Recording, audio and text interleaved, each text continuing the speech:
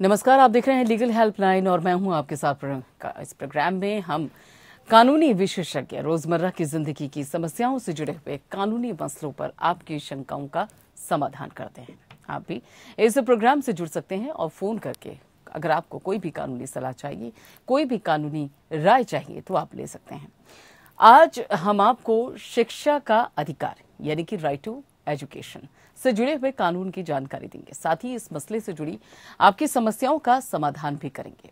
दिसंबर 2002 अनुच्छेद 21A भाग 3 के माध्यम से 86वें संशोधन विधेयक में बताया जा रहा है कि 6 से 14 साल के सभी बच्चों को मुफ्त और अनिवार्य शिक्षा के लिए अधिकार को मौलिक अधिकार माना गया।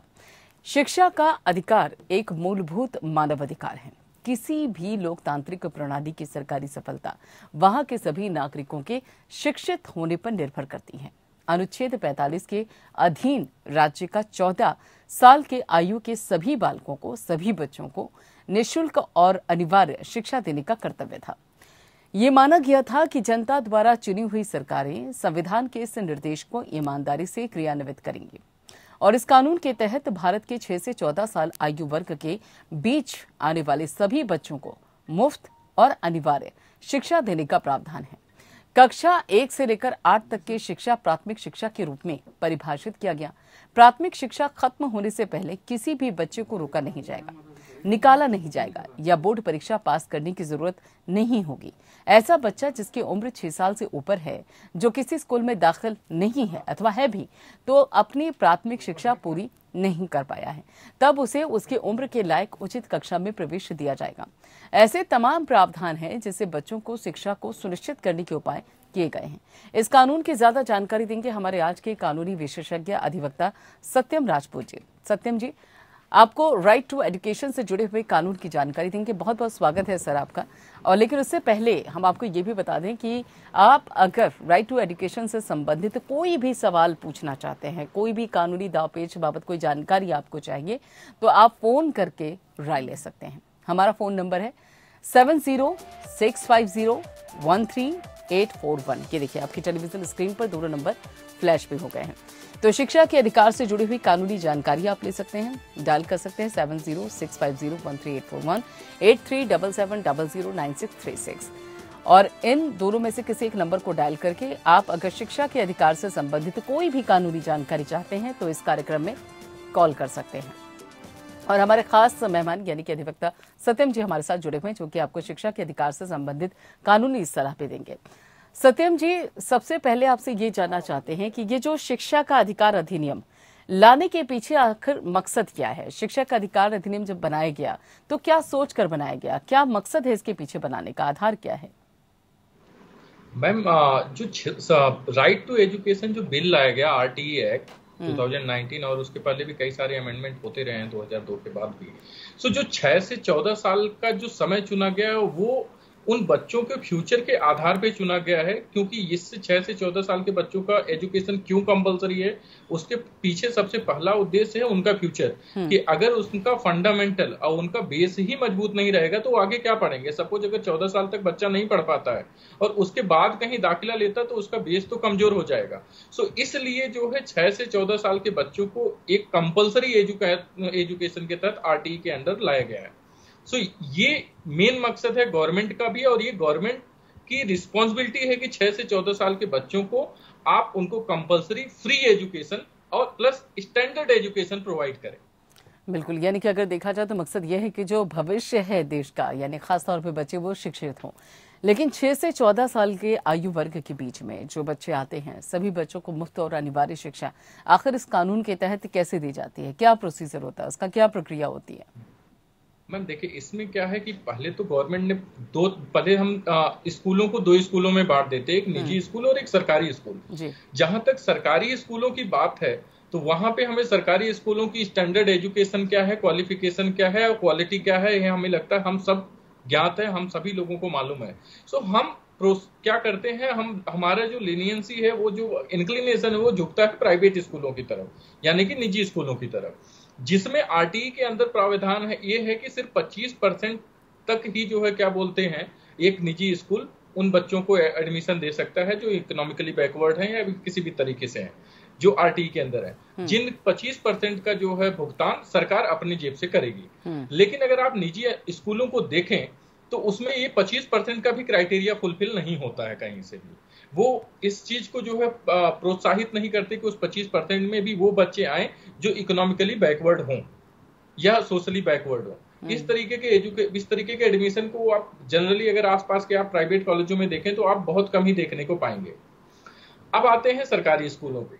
सरकारी स्कूलों में सबसे बड़ी समस्या मैम 2020 या इस पैंडेमिक में ये आई है कि सारे स्कूल करीबन 1.5 साल से बंद हैं। डिजिटलाइजेशन पे फोकस है, ऑनलाइन क्लासेज, ट्यूशन फीस या वट एवर द थिंग।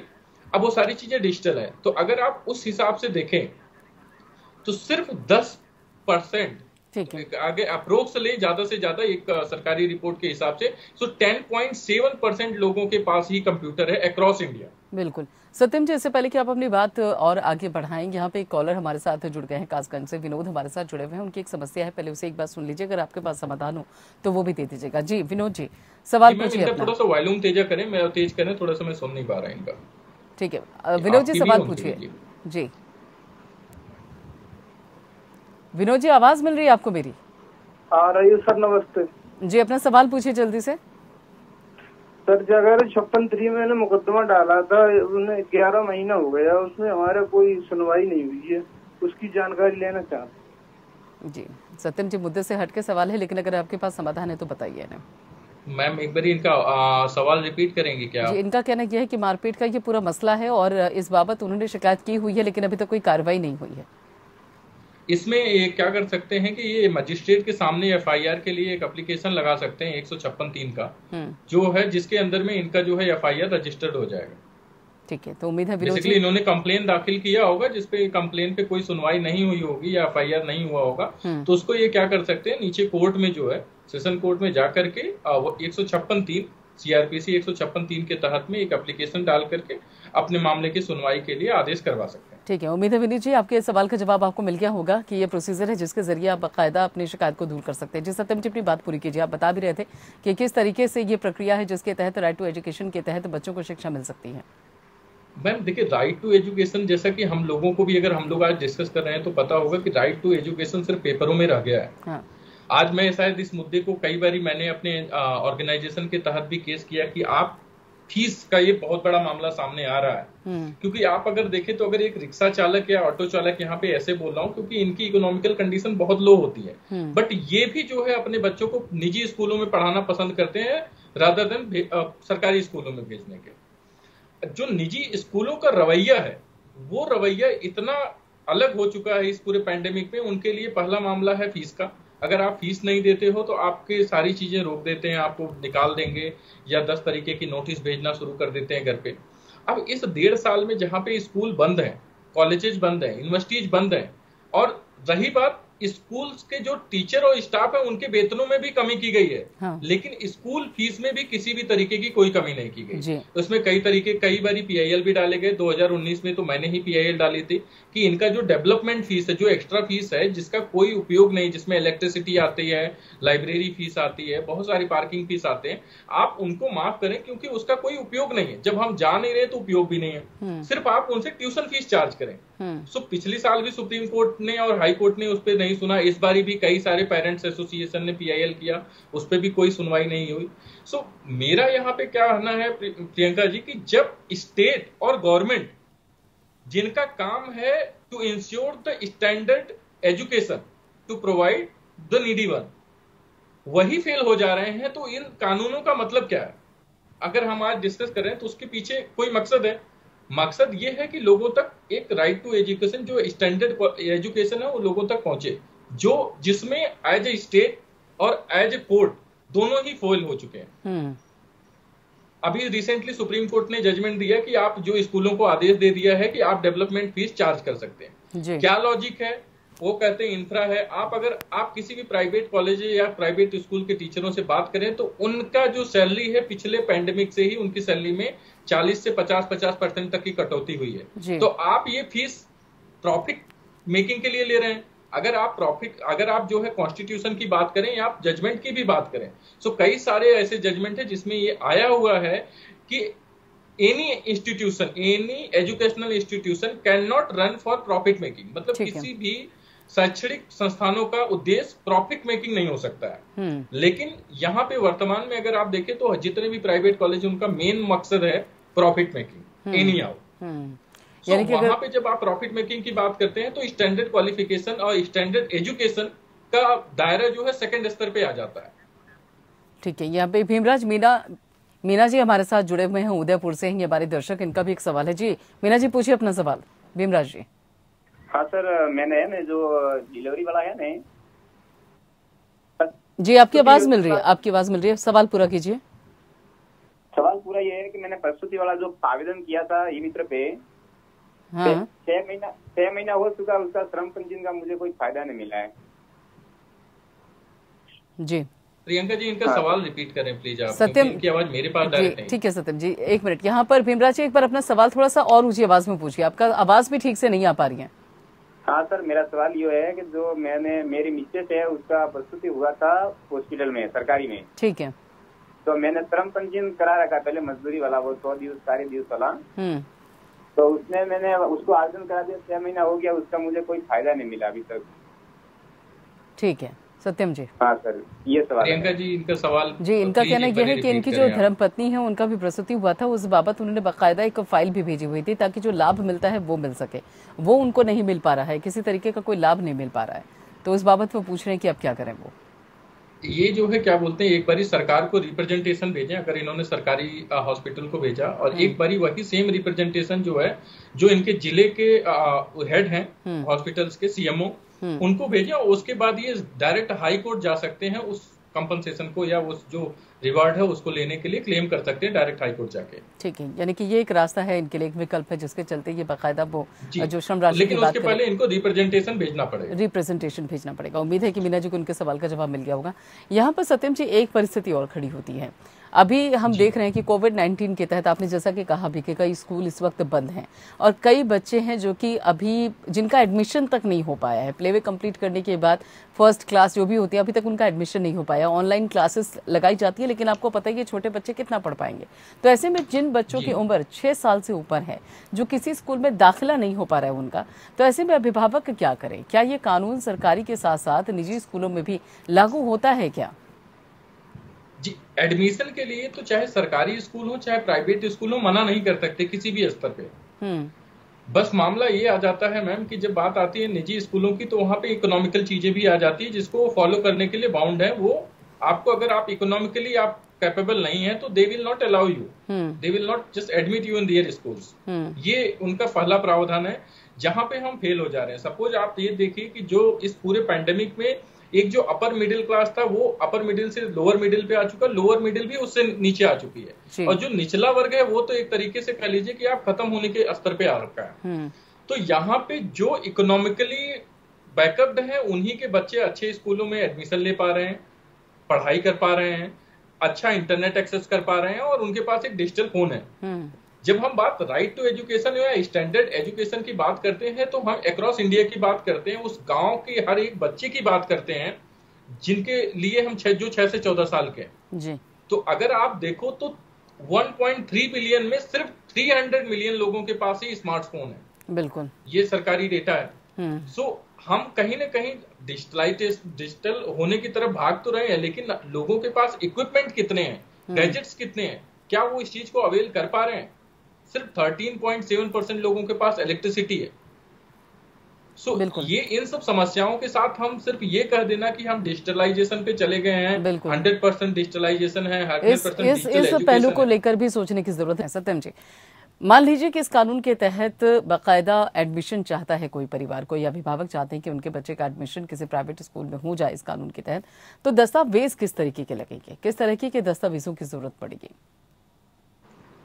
इस पे मैम दस्तावेजों की जहां तक दस्तावेजों की बात करें तो अभी रिसेंटली दिल्ली में भी जो है क्या बोलते हैं, जैसे कई बार क्या होता है कि आयु का मेन चक्कर फंसता है, आयु का कि आयु का कोई दस्तावेज है या नहीं है। तो उस पे गवर्नमेंट ने जो है ये क्लियर कट डायरेक्शन दिया है कि आप उस बेस पे जो है एडमिशन लेने से मना नहीं करेंगे। कई बार क्या होता है कि अगर आपके पास आयु का कोई दस्तावेज नहीं है तो आप जिस भी, जैसे अगर आप मेट्रोपॉलिटन सिटी में हैं तो वहां पे म्युनिसिपल कॉर्पोरेशन, हर जगह का एक म्युनिसिपल कॉर्पोरेशन है, विलेज में है हाँ। तो वहां पे जो है क्या बोलते हैं विलेज का मुखिया होता है, तो वो एक खुद भी दस्तावेज बना के देते हैं जिसके आधार पे आप जो है एडमिशन ले सकते हैं।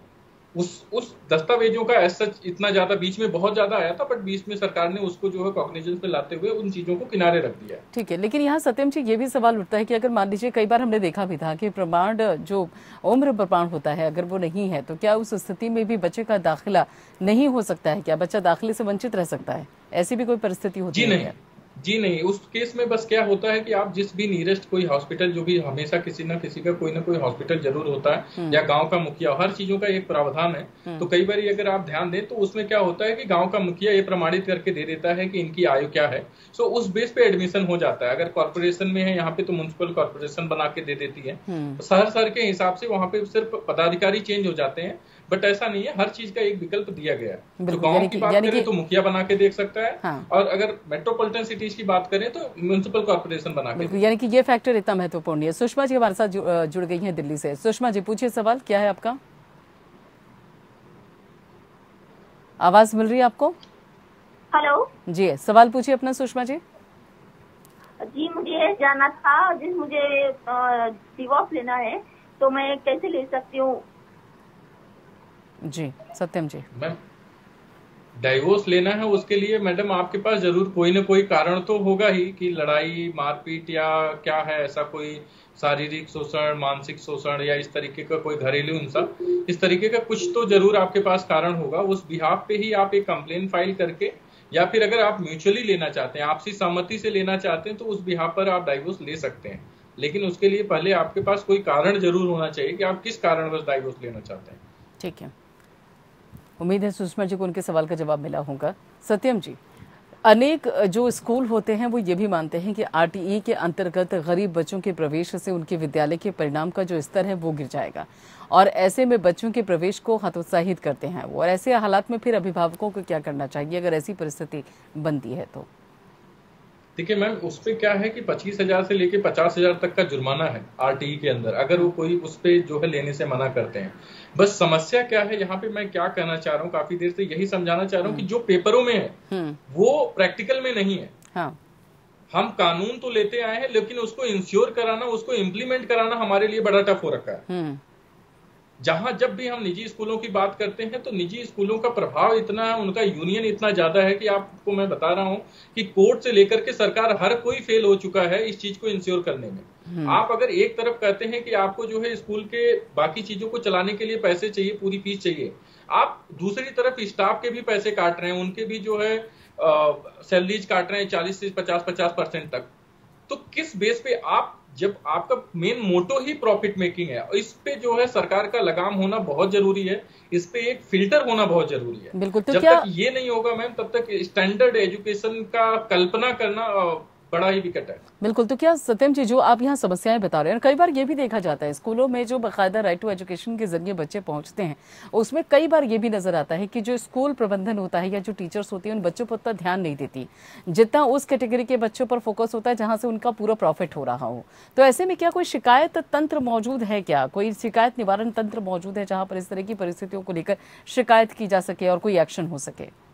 जी बिल्कुल। जब भी हम इस तरीके की बात करते हैं तो हर स्कूल हर डिस्ट्रिक्ट के डीएम के अंदर में आता है। जब सरकारी स्कूलों की बात करें तो हम वहां पे शिकायत पत्र दे सकते हैं, और जहां तक कि जो सरकारी स्कूल है वहां पे इनका अपना भी एक बोर्ड होता है जहां पे हम उनकी शिकायत कर सकते हैं, जिसका सरकार कॉग्निजेंस जरूर लेती है। लेकिन मैं वही बता रहा हूँ कि जब बात निजी स्कूलों की आती है तो वहां पे क्या है कि प्रैक्टिकल और थ्योरी दोनों में बड़ा ही डिफरेंस पाया जाता है। कहने को तो जो है क्या बोलते हैं, हम कर भी देते हैं, कंप्लेन कर देते हैं, बस उसका बस ऐसा कोई इफेक्ट आता नहीं या ऐसा कोई परिणाम नहीं आता सामने जो एक उदाहरण बन के प्रस्तुत हो बाकी निजी स्कूलों के सामने। बिल्कुल, यानी कि एक लॉबी है, ऐसा हुआ भी नहीं, एक लॉबी है जो बहुत मजबूत है, जो इसके खिलाफ जिस पर एक्शन लेना थोड़ा मुश्किल है। बहुत बहुत शुक्रिया सत्यम जी इस सारी जानकारी के लिए। और राइट टू एजुकेशन को लेकर हमारे दर्शकों को खासतौर पर ये जरूरी जो जानकारियां हैं मुहैया करवाने के लिए। फिलहाल यहाँ पे लीगल हेल्पलाइन में इतना ही है, बाकी खबरों के लिए आप जुड़े रहिए एपीएन के साथ।